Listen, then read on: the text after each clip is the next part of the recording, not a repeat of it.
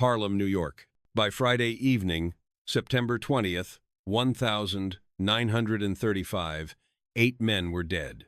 Dutch Schultz's Harlem numbers empire had collapsed completely, and every white collector, enforcer, and policy banker working for Schultz in the neighborhood had fled in terror, understanding that anyone who remained after the 7-day deadline that Bumpy Johnson had announced on September 14th would be the next body found in an alley, a warehouse, or floating in the Harlem River with a note pinned to their clothing. The week of systematic violence had begun at 8:42 a.m. on Sunday, September 15th, when Vincent Clutch, Mel's body, was discovered stuffed into a trash drum with a note reading, "1 down. 6 to go. Get out of Harlem," and had continued with methodical precision through Friday morning when the 8th body was found with a longer note that made explicit what everyone in Harlem already understood. The murders were retaliation for Schultz's racist insult to Johnson at the Cotton Club on Saturday night. The violence was a strategic campaign to reclaim Harlem from white gangsters who'd controlled the neighborhood's most profitable illegal business for 4 years. And the message being sent was that disrespecting black gangsters in their own community carried consequences that were swift, brutal, and unavoidable. What had seemed to white gangsters like empty threats from a black operator who'd been publicly humiliated had turned out to be a precisely executed military-style campaign that demonstrated Johnson's superior intelligence. Gathering, his organizational skills, his ruthlessness, and his understanding that the only way to drive Schultz out of Harlem permanently was to make the cost of staying higher than Schultz was willing to pay. Harlem, New York. On Saturday, September 14th, 1935, when Arthur Dutch Schultz, Fliegenheimer, 33, walked through the etched glass doors of the Cotton Club at 142nd Street and Lenox Avenue in Harlem, accompanied by 4 bodyguards and 2 associates from his Bronx beer operation, arriving for what should have been an ordinary Saturday night of entertainment, bootleg whiskey, and business discussions in the segregated nightclub that catered exclusively to white patrons, despite being located in the heart of Black Harlem. Schultz was drunk, that afternoon at his Newark headquarters, consuming what associates estimated was a full bottle of Canadian whiskey while reviewing financial reports from his Harlem numbers operations that had generated approximately $20 million per year since Schultz had violently seized control of Harlem's policy banks from black operators between 1931 and 1933. The Cotton Club on Saturday night, September 14th, 1935, was packed with approximately 220 patrons. Wealthy white New Yorkers from Manhattan's society circles, Brooklyn businessmen, New Jersey politicians, and out-of-town visitors who'd come to Harlem seeking the exotic thrill of watching black entertainers perform jungle-themed revues in a club decorated like a stylized plantation.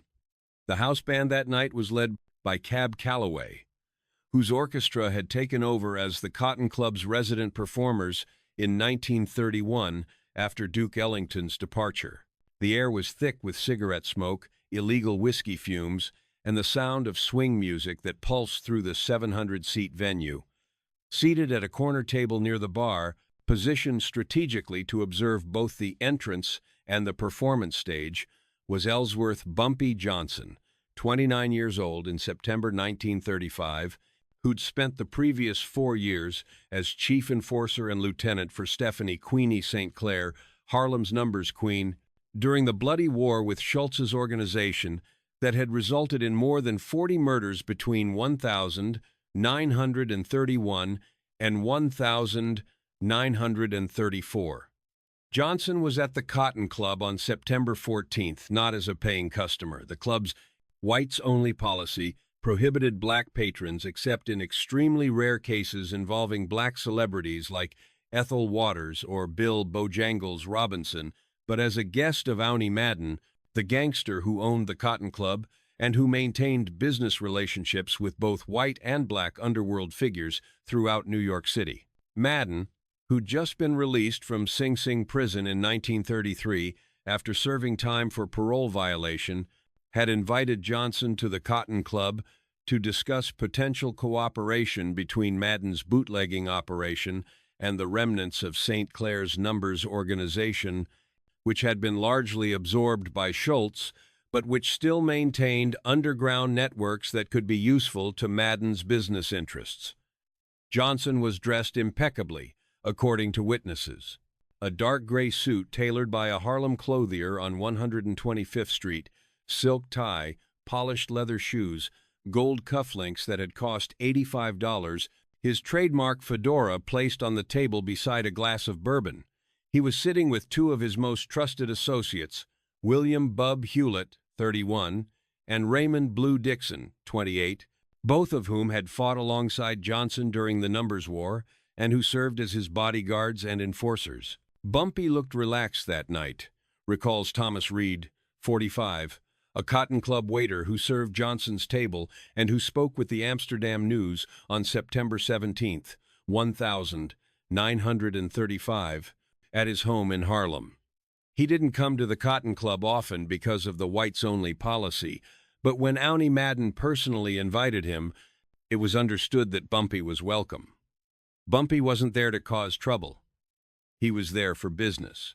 He was drinking slowly, talking quietly with his people, watching the show. What happened next? According to multiple witnesses who provided consistent accounts to both the Amsterdam News and to investigators from the New York Police Department's Harlem precinct, was a display of racist hatred and public disrespect so extreme that even Cotton Club patrons accustomed to the era's casual racism were shocked by Schultz's behavior. Walking unsteadily, his face flushed red from whiskey and from the September heat, he was immediately recognized by club staff, by other gangsters present, and by several regular patrons who knew him by reputation as one of New York's most violent and unpredictable criminals. Herman Stark, the Cotton Club's manager, greeted Schultz at the entrance and attempted to guide him to a reserved table near the stage, a table that had been held for Schultz and his party. But Schultz wasn't interested in his reserved table. His eyes had locked onto Bumpy Johnson, sitting 30 feet away at the corner table, and according to witnesses, Schultz's demeanor changed immediately from drunk and jovial to drunk and enraged. The moment Dutch saw Bumpy sitting there, his whole face changed, says Margaret Chen, 38, a Cotton Club patron from Manhattan's Upper West Side, who was dining with her husband that evening and who spoke with the Amsterdam News on September 18th. 1935. Dutch's face went from red to purple. He pushed Herman Stark aside and started walking toward Bumpy's table, weaving slightly because he was so drunk, but moving with purpose. Everyone in the club could sense something bad was about to happen. What happened when Schultz reached Johnson's table was described by witnesses as one of the most shocking public confrontations between white and black gangsters that had occurred in Harlem during the 1930 seconds, a confrontation that would set in motion a week of systematic violence that would leave 8 men dead and that would contribute to Dutch Schultz's assassination just 5 weeks later on October 23, 1935. Schultz stopped directly in front of Johnson's table, standing so close that Johnson would have to stand up or lean back to avoid Schultz looming over him. According to witnesses, Schultz's first words were loud enough that every patron within 20 feet could hear them clearly. The racial slur cut through the club's ambient noise, through the music and conversation, causing heads to turn, causing the waiters near Johnson's table to freeze in place, causing several white patrons to gasp audibly at Schultz's crudeness, even in an era when such language was unfortunately common among white New Yorkers. Johnson, according to every witness account, did not immediately respond. He sat perfectly still, looking up at Schultz with an expression that witnesses described as completely neutral, showing neither anger nor fear, just a calm, cold assessment of the drunk white gangster standing over him. Bumpy didn't say anything at first, recalls Thomas Reed, the waiter. He just looked at Dutch, real quiet, real calm. Bumpy's two men, Hewlett and Dixon, they started to stand up, ready to defend Bumpy. But Bumpy held up one hand, very slightly, and they sat back down. Bumpy was in complete control of himself. Schultz, emboldened by Johnson's silence and by his own drunkenness, continued talking, his voice getting louder with each sentence, drawing more attention from other tables, from club staff, from the band members who were still playing but who were watching the confrontation unfold. The specific words that Schultz used, according to 7 witnesses who spoke with investigators and journalists, included multiple repetitions of the word nigger, assertions that black people had no business in white establishments, even in Harlem, statements that Johnson should be grateful that Schultz allowed your kind to run numbers for white bosses, instead of being unemployed, accusations that Johnson was responsible for the deaths of several of Schultz's men during the Numbers War, and threats that Schultz could have Johnson killed any time he wanted, but that he was allowing Johnson to live out of generosity and amusement. Dutch was saying the most vile, racist things you can imagine, says Margaret Chen. He was calling Bumpy boy, he was using the N-word repeatedly. He was talking about how black people in Harlem should be happy to work for white gangsters because that's the only way they could make any real money. He said something like, "You think you're tough because you killed some of my collectors? Those were expendable men. You're expendable too, boy. You're only alive because I haven't bothered killing you yet. You and that high yellow bitch Street." The insult to Stephanie St. Clair, who'd been like a mother and mentor to Johnson since 1932, who'd taught him the numbers business and who'd entrusted him with defending her operations during the war with Schultz, seemed to be the moment when Johnson's expression changed, according to witnesses. "When Dutch insulted Madame St. Clair, I saw Bumpy's jaw tighten," says Thomas Reed, "just slightly. His hands, which had been resting on the table, curled into fists, but he still didn't say anything." Schultz continued for what witnesses estimated was 3 to 4 minutes of uninterrupted racist abuse, talking about how Harlem belonged to white gangsters now, how black numbers runners were working for pennies while white bosses made millions, how the only reason Johnson was sitting in the Cotton Club was because Auntie Madden felt sorry for him, how Johnson should leave before Schultz decided to have his bodyguards throw him out onto Lenox Avenue like the garbage he was. Finally, after Schultz paused to take a drink from a glass of whiskey that one of his bodyguards handed him, Johnson spoke for the first time. His voice, according to every witness, was quiet, calm, measured, without any trace of emotion or anger, the voice of a man who was making a statement of fact rather than issuing a threat. "Mr. Schultz, you've been drinking, and you're saying things that I believe you'll regret. I suggest you go to your table and enjoy the show." Johnson's tone was so calm, so reasonable, that several witnesses later told investigators they thought Johnson was diffusing the situation, that he was taking the high road and allowing Schultz to save face by walking away from a confrontation that Schultz had started. But Schultz interpreted Johnson's calm response as weakness, as fear, as proof that black gangsters like Johnson understood they couldn't stand up to white gangsters like Schultz in 1935 New York. Schultz said, his voice dripping with contempt, "You think you can tell a white man what to do? You think because Auntie lets you sit here tonight that you're equal to white people? Let me explain something to you, nigger. You work for me now. St. Clair works for me. Every black numbers runner in Harlem works for me. I own this neighborhood. I own you. And if I want to come over here and remind you of your place, I'll do that whenever I goddamn feel like it." Then, according to 4 witnesses, Schultz did something that crossed from verbal abuse into physical disrespect, something that would seal his fate and the fates of 8 of his men over the next 7 days. Schultz reached down, picked up Johnson's fedora from the table, and threw it across the room toward the bar, where it landed on the floor near a group of white patrons who were watching the confrontation. "Why don't you go fetch your hat like a good nigger?" Schultz said, laughing at his own gesture, turning to his bodyguards and associates, who forced themselves to laugh along with their boss.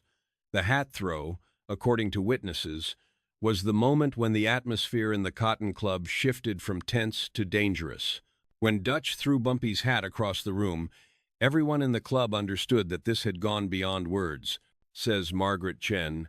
A man's hat, especially in 1935, that's personal. That's disrespect on a level that demands a response. And the way Bumpy looked at Dutch after that, I knew someone was going to die. Maybe not that night, but soon. Bumpy's eyes went completely cold. Johnson stood up from his chair, standing to his full height of 5 feet 10 inches, looking directly at Schultz, who was slightly shorter at 5 feet 8 inches. The two gangsters stood less than 2 feet apart, with Schultz still swaying slightly from drunkenness, and Johnson standing perfectly still, perfectly sober, perfectly controlled. What Johnson said next was reported by every witness who was close enough to hear it, and it would become legendary in Harlem within 48 hours, repeated in pool halls and barbershops and policy joints throughout the neighborhood, a warning that would make white numbers runners suddenly nervous about walking Harlem's streets alone. Johnson's voice was still quiet, still calm, but there was something in his tone that made everyone within earshot understand that he wasn't making an idle statement. Mr. Schultz, you came to the Cotton Club tonight, and you disrespected me in public. You used words that no man should use about another man. You insulted a woman I respect and care about, and you threw my hat on the floor like I was a child you could discipline. I'm going to walk over there now and pick up my hat. I'm going to walk out of this club with my men, and then I'm going to teach you a lesson about respect that you'll never forget. You have 7 days to get every single one of your white collectors, your white enforcers, and your white policy bankers out of Harlem. After 7 days, any white man I find collecting numbers, enforcing payments, or running policy in my neighborhood will die. Not as a warning, not as a message, just dead and gone. You've got 7 days, Mr. Schultz. The silence in the Cotton Club after Johnson finished speaking was absolute, according to witnesses. The band had stopped playing. Conversations had ceased. Every patron, every waiter, every performer backstage who'd heard what was happening stood frozen, waiting to see how Schultz would respond. Schultz, drunk and furious and insulted by a black man's threat in front of white witnesses, laughed loudly, a forced, mocking laugh that echoed through the quiet club. You threatening me, boy? You think you can threaten Dutch Schultz? I got 100 men in Harlem. I got cops on my payroll. I got connections to every family in New York. You got what, 20 guys with guns? You're dead, nigger. You just don't know it yet. You and anyone dumb enough to follow you. Johnson didn't respond to Schultz's threats. According to witnesses, he simply walked past Schultz, walked across the Cotton Club floor to where his hat had landed, picked it up, brushed it off carefully, placed it on his head, and walked toward the exit, followed by Hewlett and Dixon, who kept their eyes on Schultz's bodyguards during the entire walk to the door. As Johnson reached the Cotton Club's entrance, he paused and turned back to look at Schultz one final time. 7 days, Mr. Schultz. Starting tomorrow morning, September 15th, at sunrise. Every white man working Harlem numbers needs to be gone by September 21st at sunset. Then Johnson walked out into the Harlem night, leaving the Cotton Club in shocked silence and leaving Dutch Schultz standing in the middle of the floor, still drunk, still angry, still convinced that a black gangster's threats meant nothing, that Johnson would never dare to follow through on his promises, that white gangsters' control of Harlem was absolute and unchallengeable in September 1935. Schultz was wrong. What happened over the next 7 days would become one of the most ruthlessly efficient and meticulously executed gang war campaigns in New York City history. A week of systematic violence that would kill 8 of Schultz's men, terrorize the rest into fleeing Harlem, and demonstrate that Bumpy Johnson's power in his home neighborhood was far greater than any white gangster had imagined. By sunrise on Sunday, September 15th, Bumpy Johnson had assembled 18 men at a warehouse on 132nd Street near the Harlem River, men who'd fought with him during the Numbers War, Men who were loyal to Stephanie St. Clair and to Johnson personally, men who were tired of working as middlemen for Dutch Schultz's operation and who were ready to reclaim Harlem's numbers racket for black operators. Making phone calls to associates, gathering intelligence about Schultz's Harlem operations, identifying targets, and planning a campaign that would be swift, brutal, and impossible to trace back to Johnson directly. Bumpy didn't sleep Saturday night, Hewlett told the Amsterdam News, talking to numbers runners, policy bankers, beat cops who took payoffs from both sides, bartenders who heard things, prostitutes who knew where Schultz's men spent their money. By sunrise, Bumpy had a complete picture of Schultz's Harlem operation. He knew where every white collector worked, where every white enforcer lived, who picked up money from which policy joints, who transported cash to Schultz's Newark headquarters, who beat up runners, who held back payments. Bumpy knew everything. The first target was Vincent Clutch. Mel, 34, one of Schultz's top collection supervisors in Harlem, responsible for gathering policy receipts from approximately 40 numbers runners throughout the neighborhood and delivering approximately $30,000 per week to Schultz's headquarters in Newark. Mel lived in a rooming house on 115th Street near Fifth Avenue, on the edge of Harlem, in a building that housed several white men who worked for Schultz's operation. To walk to a diner on 116th Street, where he regularly ate breakfast before beginning his Sunday collection rounds. Mel never made it to the diner. .38 caliber revolver fired at close range. Pinned to Mel's shirt with a safety pin was a handwritten note on plain white paper, written in block letters that could not be traced to any specific individual. The note read, "1 down, 6 to go. M." On Sunday, September 15th, caused immediate panic among Schultz's Harlem organization. Word had spread among white numbers collectors that one of their supervisors had been murdered and left in a trash drum with a note suggesting more murders were coming. Several white collectors had called Schultz's Newark headquarters, asking whether they should continue working or whether they should leave Harlem immediately for their own safety. Schultz, according to associates who later spoke with investigators, was initially unconcerned about Mel's murder. Schultz assumed it was a random robbery gone wrong, or perhaps retaliation from a numbers runner who'd been beaten for holding back money. Schultz did not immediately connect Mel's murder to Johnson's threats from the previous night because Schultz still believed that black gangsters like Johnson were too afraid of white gangsters' power and police connections to actually follow through on threats made in public. Schultz told his men to keep working, to show no fear, to demonstrate that Dutch Schultz's organization couldn't be intimidated by one murder, no matter how brutal. That decision would cost 7 more men their lives. Monday morning, September 16th, brought 2 more murders, both executed with the same cold efficiency that had characterized Vincent Mel's killing. The body of Thomas, Red Harrigan, 29. A Schultz enforcer who'd been hired specifically to beat numbers runners who held back payments or who tried to operate independently of Schultz's organization, was found in Marcus Garvey Park, then called Mount Morris Park, near 122nd Street, beaten to death with what investigators believed was a baseball bat, his face unrecognizable from the severity of the blows. On Sunday, September 15th, leaving a bar on 125th Street where he'd been drinking with 2 other Schultz employees. According to witnesses at the bar, Harrigan had been talking loudly about Vincent Mel's murder earlier that day, claiming that whoever killed Mel would be found and killed themselves, that Dutch Schultz would never allow a challenge to his Harlem operations to go unanswered. Monday morning, dumped near a playground, his wallet and identification still in his pocket, ruling out robbery as a motive. Pinned to his jacket was another note, identical in style to the note found on Vincent Mel's body, 2 down, 5 to go. Approximately 2 hours after Harrigan's body was discovered, a second murder was reported.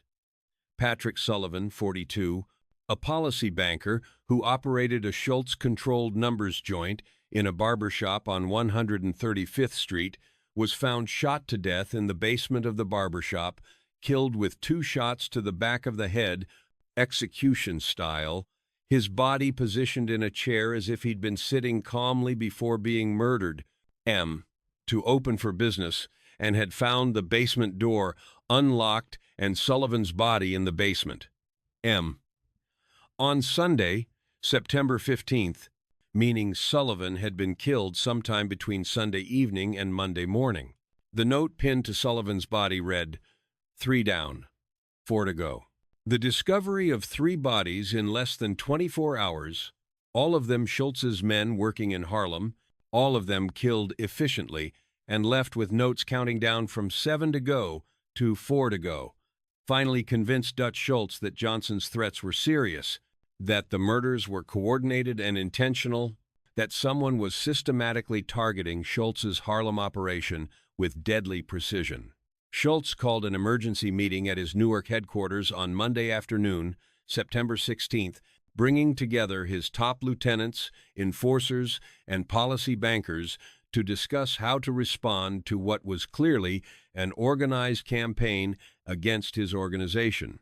According to Arthur Bender, 38, a Schultz associate who later became a government witness in an unrelated case and who spoke to investigators about Schultz's September 1935 operations, Schultz was furious during the Monday meeting, blaming his men for being careless, for not protecting themselves, for allowing black gangsters to kill white men without immediate retaliation.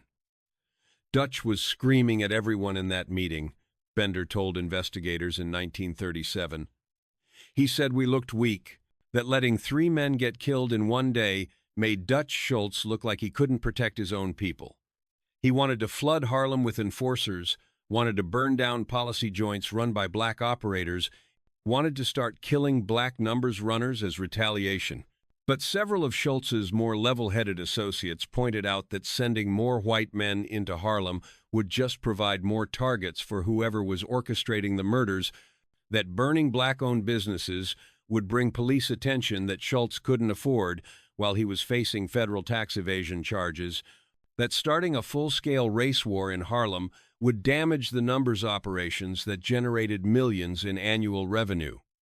One associate, whose name Bender did not provide to investigators, reportedly suggested that Schultz should pull all white personnel out of Harlem temporarily, let the situation cool down for a few weeks, then return with overwhelming force once they'd identified who was behind the murders and could eliminate the leadership.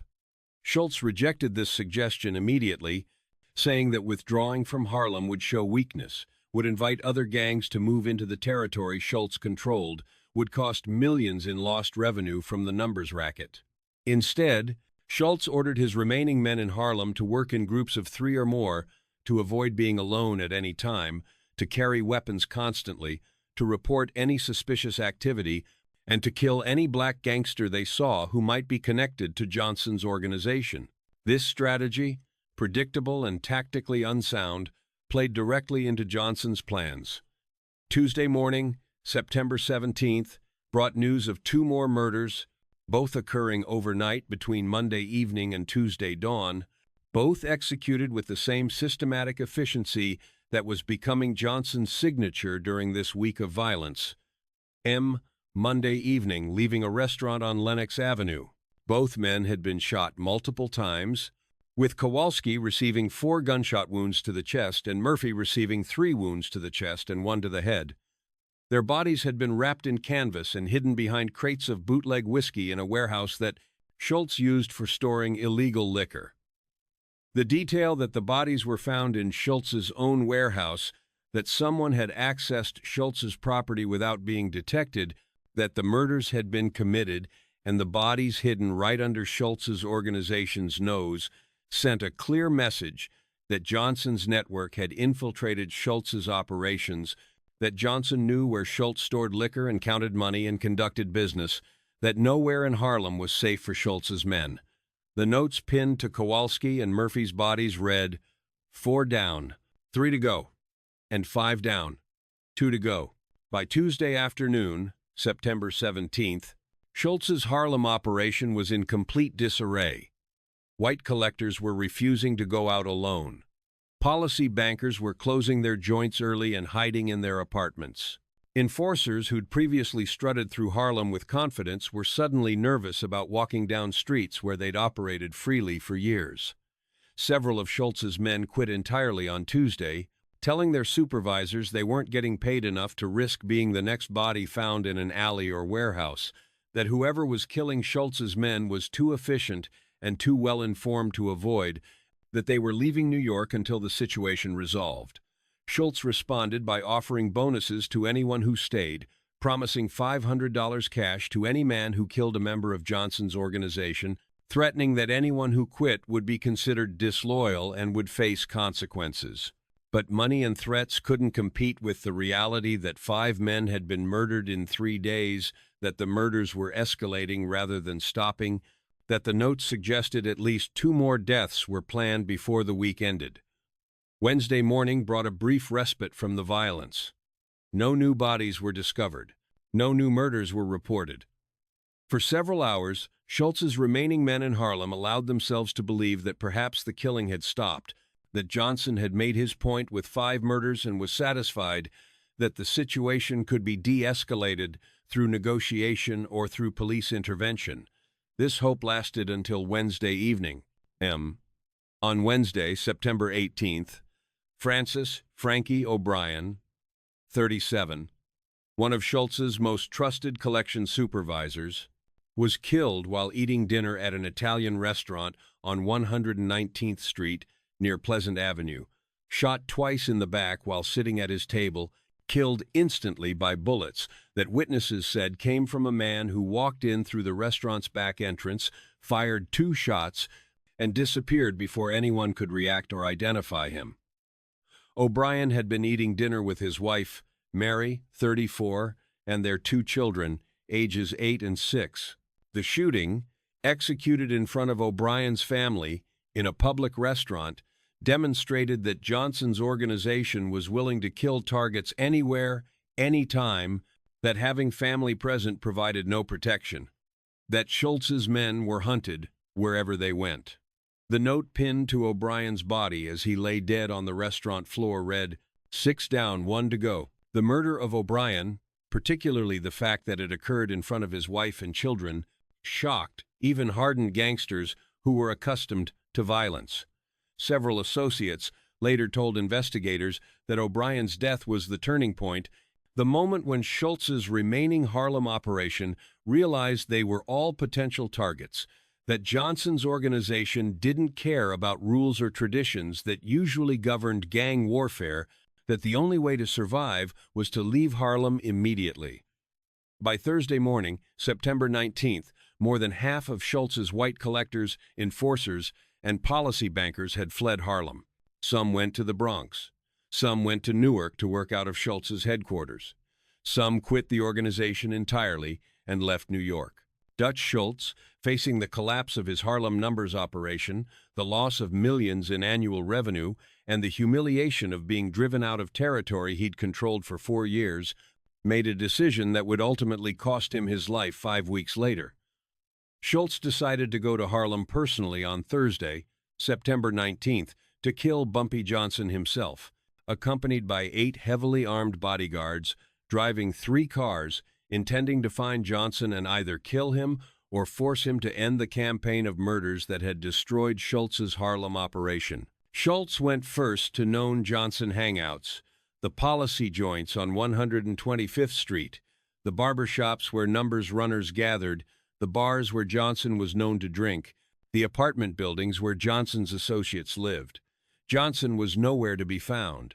According to witnesses who saw Schultz's convoy moving through Harlem that afternoon, asking questions, making threats, waving guns, the white gangsters looked desperate and foolish, driving through a neighborhood that had turned completely against them, a neighborhood where every black resident knew that white numbers operators had been driven out, where every policy joint had stopped paying tribute to Schultz's organization, where Johnson's network was so extensive that Schultz couldn't make a move without Johnson knowing about it within minutes.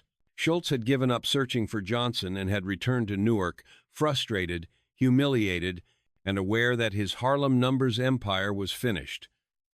But the week of violence wasn't over yet. Johnson had promised 7 days. Johnson had delivered 6 deaths. There were still 2 days left in the deadline Johnson had given Schultz on Saturday night at the Cotton Club.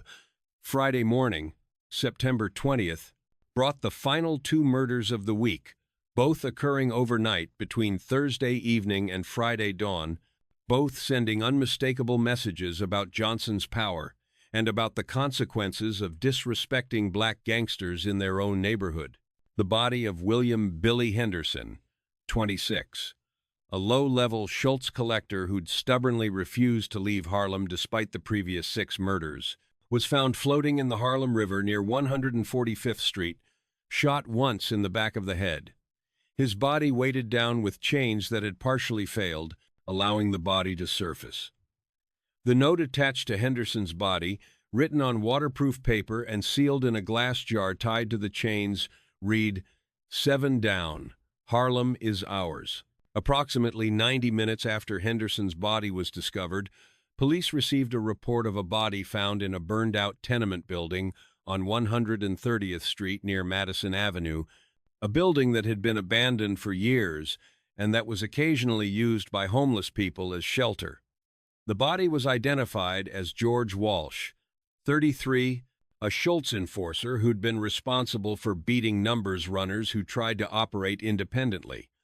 Walsh had been tortured before being killed, according to the medical examiner's report filed on September 21st.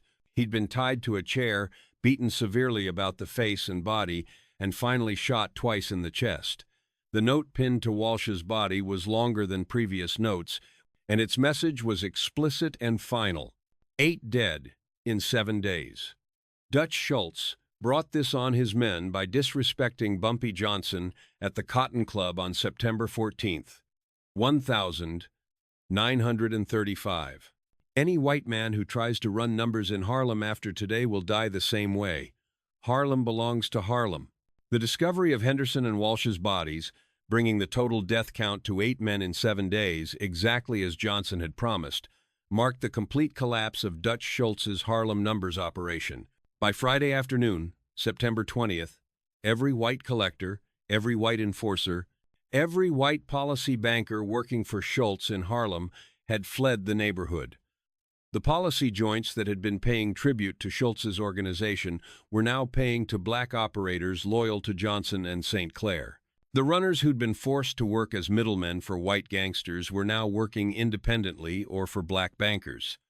The numbers racket that had generated $20 million per year for Schultz's organization was now generating 0. With all revenue flowing to Harlem-based operators, Dutch Schultz had lost Harlem completely in 1 week. Saturday, September 21st, marked the end of the 7-day deadline Johnson had given Schultz at the Cotton Club. No new murders occurred on Saturday. No white numbers operators were found working in Harlem. The neighborhood had been reclaimed by black gangsters in the most decisive and brutal gang war campaign New York had seen during the 1,930 seconds. Dutch Schultz, facing not only the loss of his Harlem numbers empire but also federal tax evasion charges that threatened him with prison, began making increasingly erratic decisions during the final weeks of September 1935. According to testimony later given to prosecutors by Marty Crompier, a Schultz associate who survived his boss's death. Schultz became obsessed with 2 targets during late September. Thomas E. Dewey, the special prosecutor who was building a criminal case against Schultz, and Bumpy Johnson, the black gangster who'd humiliated Schultz and destroyed his most profitable operation.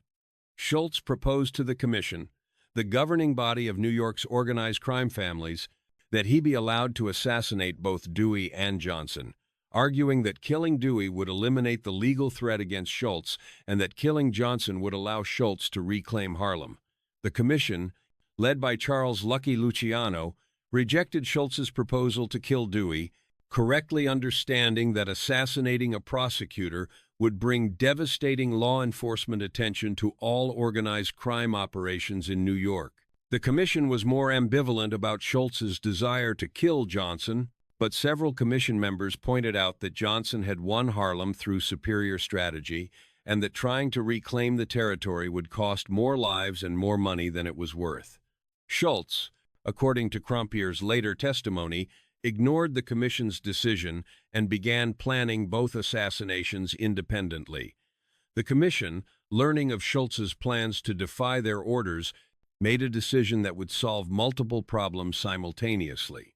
They ordered Schultz's assassination, reasoning that killing Schultz would eliminate the threat to Dewey, which would have brought unwanted attention to organized crime, would allow the commission to take over Schultz's remaining operations, and would prevent a war between Schultz and Johnson that might destabilize the entire New York underworld.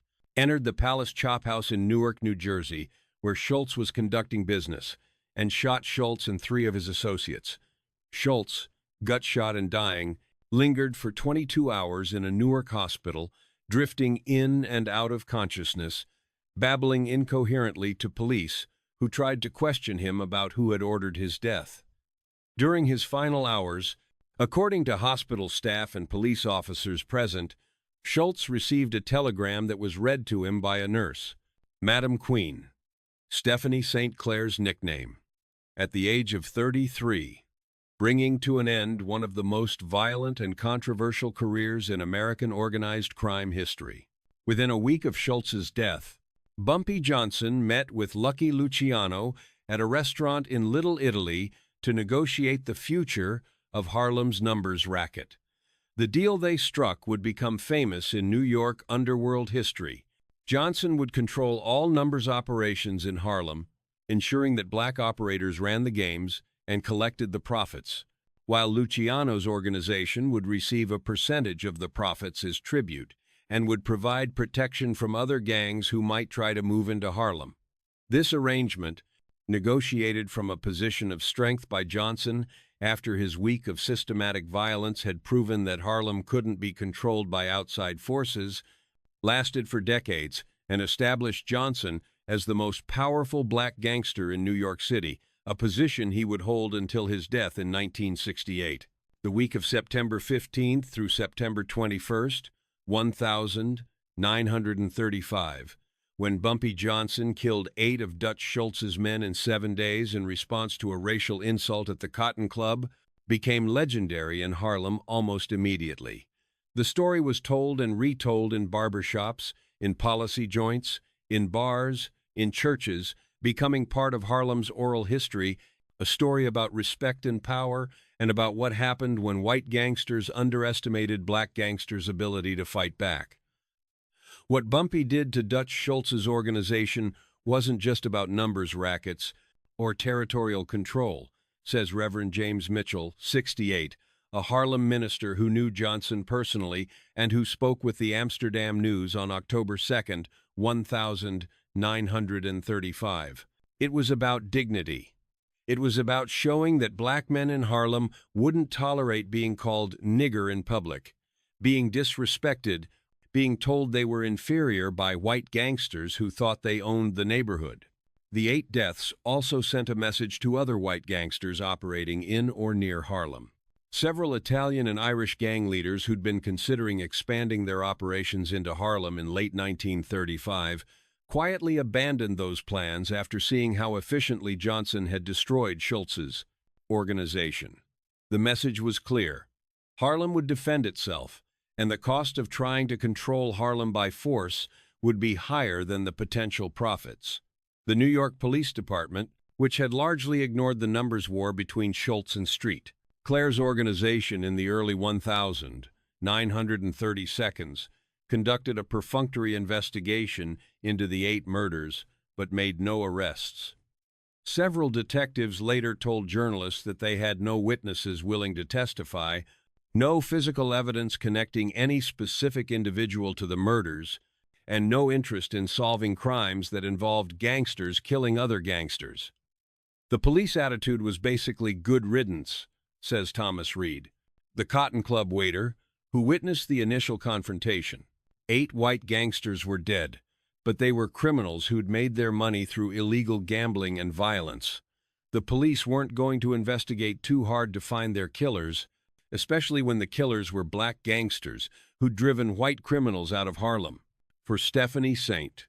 Clair, who'd spent years fighting Schultz's takeover of Harlem's numbers racket, Johnson's week of violence vindicated her long resistance and her refusal to surrender to white gangsters' demands. St. Clair, who would largely retire from active involvement in the numbers business after 1935, told associates that Johnson had done in 7 days what she'd been trying to do for 4 years: prove that Harlem belonged to Harlem, that black operators would control black neighborhoods, that white gangsters' money and political connections couldn't overcome black gangsters' knowledge of the community and determination to defend it. Bumpy did what needed to be done. St. Clair reportedly told associates in late September 1935, according to witnesses who later shared the conversation with historians, "Dutch Schultz thought he could come into Harlem, take over our businesses, insult our people, and face no consequences. Bumpy taught him otherwise, taught him that respect is earned, not taken, taught him that black men won't tolerate being treated like children or servants." The Cotton Club, where the confrontation between Schultz and Johnson had occurred, closed permanently in Harlem in February 1936, 5 months after the September violence, ostensibly because of the Harlem race riots that occurred in March 1935, but also partly because white patrons no longer felt safe traveling to Harlem after the murders demonstrated how violent and unstable the neighborhood had become for outsiders. The club reopened in Midtown Manhattan in September 1936, but never regained its earlier success and closed permanently in 1940. For Bumpy Johnson, the week of September 15, 21 St. 1935 established his reputation as the most dangerous and effective gangster in Harlem, a reputation that would serve him well during his long career in organized crime. Johnson's ability to plan and execute a campaign of violence that killed 8 men in 7 days, that left no evidence connecting him to the murders, that achieved its strategic objective of driving Schultz out of Harlem, demonstrated skills that made him valuable to the Italian crime families who would partner with him for decades. Johnson never publicly acknowledged his role in the 8 murders. When journalists asked him about the September 1935 violence, Johnson's standard response was that he had no knowledge of who killed Schultz's men, that he'd been in Newark on business during most of that week, that the murders were likely committed by numbers runners who were tired of working for white gangsters and decided to take violent action independently. But among Johnson's associates, friends, and family, there was never any doubt about what had happened or why. Bumpy killed those 8 men because Dutch Schultz disrespected him in public. William Hewlett told the Amsterdam News in an interview published on October 15, 1935. Bumpy didn't kill them out of anger or revenge. He killed them strategically, systematically, to send a message that would be understood by every gangster in New York. Don't disrespect Bumpy Johnson. Don't insult his family. Don't threaten his community. And especially, don't do those things and think you'll walk away without consequences. Bumpy gave Dutch 7 days to get his men out of Harlem. Bumpy kept his word. 8 men died because Dutch didn't believe that a black gangster could or would follow through on threats made to a white gangster. The telegram that Stephanie St. Clair sent to Dutch Schultz as he lay dying, "As ye sow, so shall ye reap," became famous in Harlem, repeated endlessly as proof that what happened to Schultz was justice, that racist violence and contempt eventually brings consequences, that oppressors will ultimately face judgment for their actions. By the time Schultz died on October 24, 1935, he'd lost everything: his Harlem numbers empire, his reputation as an invincible gangster, his freedom from legal prosecution, and finally, his life. The arc from insulting Johnson on September 14th to dying from gunshot wounds on October 24th was exactly 40 days, a biblical period of trial and judgment that didn't go unnoticed by Harlem's churches and by community leaders who saw Schultz's death as evidence of divine justice as well as street justice. Dutch Schultz came/won into Harlem thinking he was superior to black people. Reverend Mitchell told the Amsterdam News in November 1935, he thought he could insult us, exploit us, control us, because we were black and he was white. He thought racism protected him, that white gangsters were untouchable by black gangsters. He was wrong. Bumpy Johnson showed him he was wrong, showed him in the most direct way possible.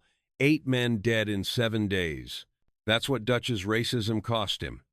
That's what happens when you underestimate people, when you disrespect them, when you think your skin color makes you invincible.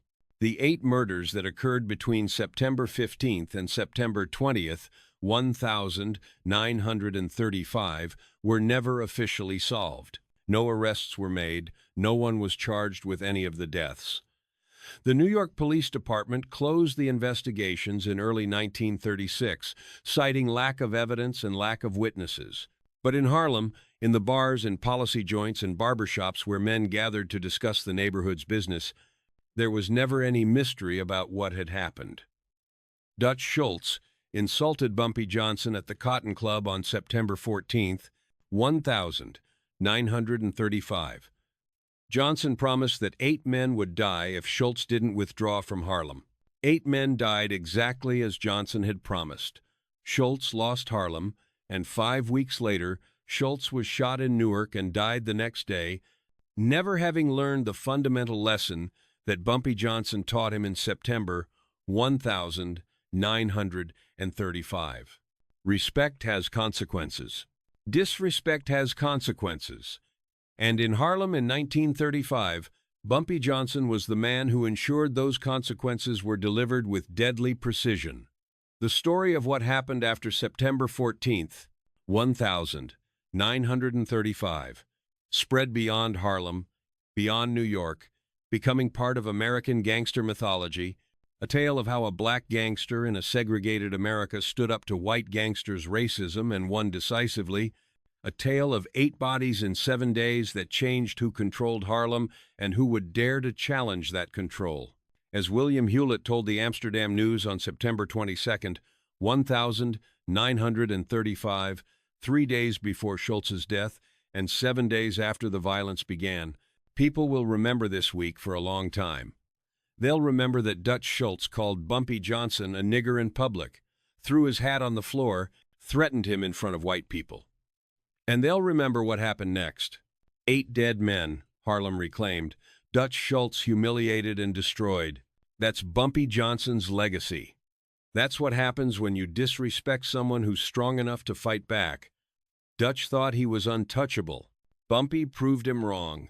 And now every gangster in New York knows, don't mess with Bumpy Johnson. Don't mess with Harlem.